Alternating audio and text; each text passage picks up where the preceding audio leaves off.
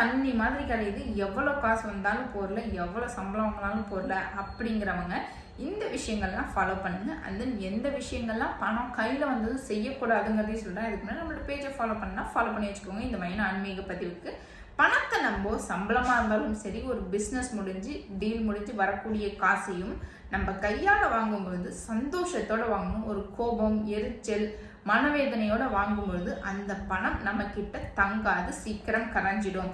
அந்த பணத்தை வாங்கினதும் நம்ம வீட்டில் இருக்கக்கூடிய பெண்கள் கிட்ட, அம்மா, மனைவி, இல்லை உங்களோட பெண் குழந்தைங்க கிட்ட அந்த காசை கொடுத்து வாங்கும் பொழுது அந்த காசு நல்ல பெருகும் அப்படிங்கிற ஐதீகமும் இருக்கு.